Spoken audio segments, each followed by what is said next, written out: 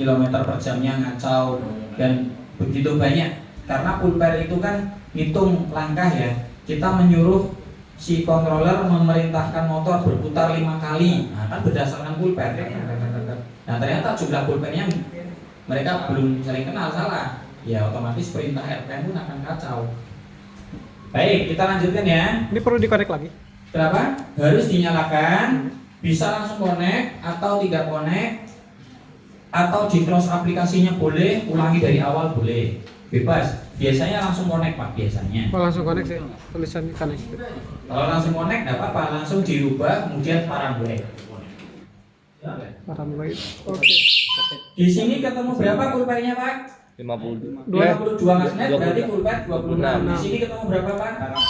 48 magnet berarti pulpernya 24. Yang gearbox ketemu berapa? 60 getaran. Ada 60 getaran. sama. Kemudian dibagi rasionya 1:6. Berarti sebetulnya ada 10 getaran. Karena 10 getaran berarti cukup diisi separuhnya yaitu 5. Ini pulpernya 5. Apakah boleh menghitung lewat belakang kipas? Boleh. Tadi contoh di sini menghitung lewat kipas boleh. Tapi ngitungnya nanti abaikan rasio karena kipas langsung terhubung ke motor, ya kan? Langsung dikonsletin dihitung tek oh 10 doang gitu. Nah, tapi kendalanya kalau bongkar kipas biasanya ada segel. Biasanya kalau pabrikan harus segel di sini, maka udah pakai ini saja. Dan lebih enaknya gini, kalau di unit kita nggak perlu bongkar motornya.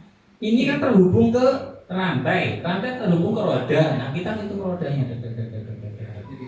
Tapi yang dihitung 350 derajat tetap di sininya. Gitu ya. Jadi prinsipnya kita menghitung poros outputnya dibagi rasio, ketemulah jumlah magnet dibagi 2, ketemulah pulper. Jadi ini pulpernya berapa? 5. Apa efek pulper? Rumus 416. RPM. Baik, kita lanjutkan. Setelah pulper sebetulnya Hall shift angle, tapi Hall shift angle saya jelaskan nanti di akhir ya. Saya jelaskan, jangan digas dulu, ingat ya Pak ya. Saya jelaskan yang di sini dulu. Apa itu reversing the speed limit? Ini adalah kecepatan mundur. Biasanya itu diisi antara 5 sampai 15%. Nggak usah 100% Pak balapan mundur nanti ya. Itu kecepatan mundur. Kalau mundur kan pelan ya motor listrik ya. Itu 5 sampai 15%. Kalaupun mau coba-coba mundurnya dikencangin maksimal 50% karena lebih dari itu berpotensi merusak Hall shift angle-nya. Tapi standarnya 5 sampai 15% saja. Kemudian EBS ratio. EBS ratio itu adalah regenerative braking untuk switch. Kemarin masih ingat Pak, regenerative braking ada 3 yang bisa menyebabkan apa saja? Throttle release, switch rem, satunya cruise control di materi regenerative braking kemarin. Nah, ini adalah regen brake switch. Regenerative braking yang switch rem. Mau diisi berapa persen? Berapa persen cocoknya Pak? 10. Nah, di sini ada patokannya. EM 50S itu defaultnya kan 60 ampere. EM 50 V4 ada 50 V4 itu defaultnya 80 ampere.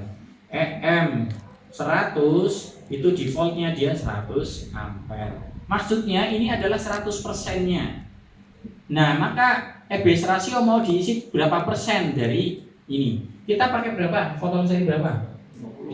EM 50S berarti berapa 100%-nya? 60. Sedangkan EBS rasio mau kita isi berapa persen cocoknya? Harus melihat batas kemampuan baterai. Silakan dilihat di baterai masing-masing. Dia maksimal charging berapa ampere? 7,5, ada yang 6, ada yang 6 ya? 7,5. Kalau 6 ternyata maksimal baterai menerima 6, berarti berapa persen dari 60? Nah, silakan diisi 10. Maka dilihat baterainya dia berapa ampere. 7,5. Ini 60. berapa ampere maksimal charging? 6. 7,5 bagi 60. 7,5 bagi 60. Kalau ternyata kita mau setting untuk polytron itu dia bisa dicas sampai arus tinggi. Kenapa? Karena live pompa 50 Ah bisa dicas sampai 40 ampere atau separuhnya amannya 25 ampere. 25 ampere berarti 25%-nya dari fotol M100. Nah, kita isi 25 ampere.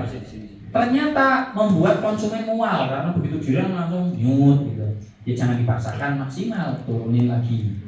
Maksudnya persen ini adalah angka maksimalnya. Begitu ya Pak ya. Jadi regen break switch itu patokannya yang pertama kemampuan baterai atau maksimal charging baterai. Kemudian patokan yang kedua adalah faktor kenyamanan. Kita sudah isi sesuai maksimal charging baterai 20%, ternyata konsumen malah jadi nggak nyaman. Ya udah turunin, jangan dipaksakan sesuai dengan charging baterai. Tapi kalau ternyata sudah sesuai charging baterai, konsumen kurang nyaman, pengen lebih galak, ya jangan. Nanti baterainya bisa meledak. Baik, kemudian berikutnya lock break dan secure boot abaikan, dia tidak ada fungsi. Kemudian exchange whole wire ini efeknya adalah untuk arah putar. Ini sebetulnya sama saja kita nuker kabel. Exchange whole wire yellow blue ketukar, kita tukar secara manual centang. Tapi nanti saya jelaskan, tidak perlu coba ya. Jadi pilihannya double centang semuanya atau tidak ada centang sama sekali. Nanti kita praktekkan di bagian whole shift angle, nanti saya jelaskan lagi. Kemudian berikutnya motor type itu ada dua, ada surface mount dan ada feed type. Maksudnya apa Pak? Maksudnya adalah bentuk magnetnya itu Pak. Surface mount itu adalah yang bentuk magnetnya di luar. Kalau feed type itu magnetnya di tengah. Pertanyaannya, yang hub ini magnetnya di luar atau di tengah? Di luar. Berarti apa?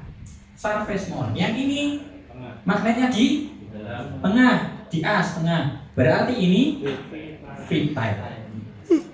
Mid drive itu selalu feed type. Maksudnya di luar tuh gimana? Ini yang berputar kan magnet, asnya yang berputar. Ya kan? Oh, iya. Jadi magnetnya ada di tengah kumparannya di pinggir. Kumparannya itu di sini kan. Sedangkan yang ini magnetnya kan di pinggir. Yang kemarin saya bongkar ya PLC-nya, itu magnetnya di pinggir, nempel ke pelek. Kumparannya di tengah. Kalau magnetnya di pinggir itu surface mount. Kalau magnetnya di tengah itu feed type. Kemudian berikutnya output ada one lane dan whole speedometer. Ingat apa ini? Apa? Mari kita bahas display. Display speedometer itu ada dua tipe one lane atau tipe whole speedometer. Yang kita pakai semuanya adalah tipe one lane. Maka centang lah yang tipe one lane. Bagaimana kalau yang disentang whole speedometer? Ya efeknya nanti display nggak kerja. Kemudian saya percepat dulu, nanti kita ke whole shift angle. Ada fitur cruise. Kalau mau ada fitur cruise, centang. Kalau tidak ada fitur cruise, nggak usah dicentang. Kalau dicentang tapi ternyata nggak dipasang tombolnya, ya nggak apa-apa. Cruise control. Cruise control, ingat ya, mari ya, di hari pertama ya. Digas, pencet cruise, kemudian dilepas, masih jalan terus. Kecepatan stabil, itu cruise control. Kemudian yang bawah ini abaikan, karena kita udah coba juga nggak efek. Jadi tidak semua yang ditampilkan di sini itu terkoneksi ke hardware fotolnya. Nah, kali ini kita praktekkan whole shift angle. Pertama ini apa ya? Untuk parameter motor ada full pair, sudah dihitung manual, sudah ketemu semua. Berikutnya whole shift angle. Nah, whole shift angle itu ini yang akan kita bahas. Ini dia. Whole shift angle di sini berapa Pak? Berapa di situ Pak? Enggak, whole shift angle-nya tertulis di program Pak. Minus 60 di sini berapa? 60. 60 di 20. Oke, beda-beda ya. Nah, apa efeknya kalau whole shift angle salah? Digas gelandang atau digas kunci atau bisa jadi terbakar. Nah, ini berbahaya. Ini tahapnya berbahaya. Maka Untuk yang motor depan, karena tidak ada remnya, saya kasih bocoran dulu. Saya larang untuk coba-coba. Tapi untuk yang motor belakang boleh dicoba-coba karena dia cuma ada gearbox kan, sudah ada redusernya. Nah, efeknya apa Pak kalau salah? Digas, belandang. Gasnya dilepas dia masih belandang terus. Nah, berarti Hall shift angle-nya enggak sesuai. Nah, masalahnya berapa angka Hall shift angle? Ini dia misterinya di sini.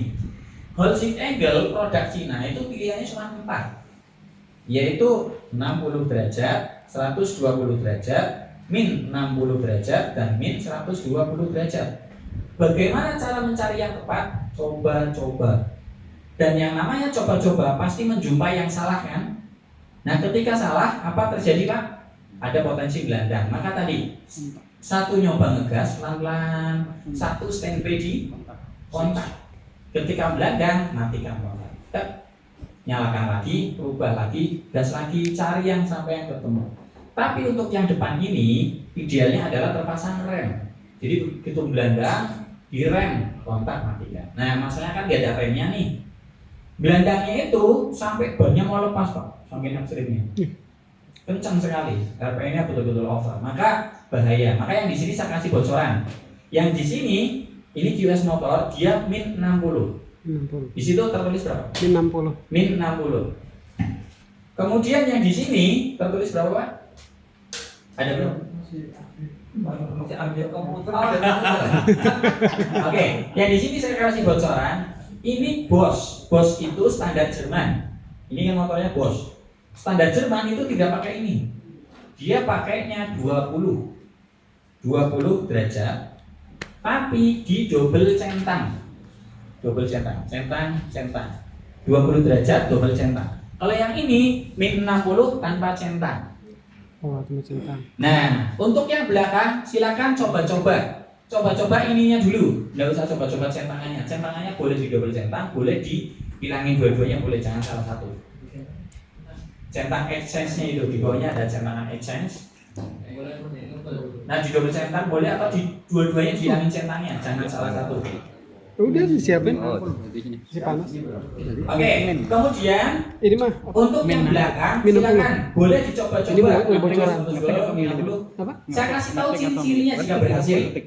Ini enggak. Ciri-ciri yang berhasil Udah bawaan sana. bawaan. pertama Tapi boleh ngetik juga, RPM Mas Bro. Tadi yang di pada belakang RPM angle-nya itu. rendah Ya bisa. itu tenaganya kuat. Tapi yang muncul langsung begitu. Kemudian yang kedua pada RPM tinggi suara halus. Oke. Cirinya cuma dua ini, RPM rendah, kotor rendah. Rendah, tenaga kuat. Di RPM tinggi, suara halus. Misal, kita sudah pede nih nyeting program di double motor, double standar. Wih, sudah halus. Begitu dinaikin, nyat, nggak ada tenaganya. Nah, berarti kesimpulannya belum sesuai. Apakah Hall shift angle atau pull pair? Kalau pull pair tinggal dibuktikan secara manual. Tapi kalau Hall shift angle, nah perlu dicoba-coba. Nah, silakan ini sudah Pak. Nah, kalau ini nanti dicatat dulu. Min 2, bukan min maaf, plus 20 derajat, double centang. Kalau yang ini Minus 60. minus 60 semua tanpa centang. Standar. Yuk, kita coba. Di save, pastikan di save ya. Saya padam. Bentar Pak, saya coba lihat di intip dulu page 2. Oke, ya.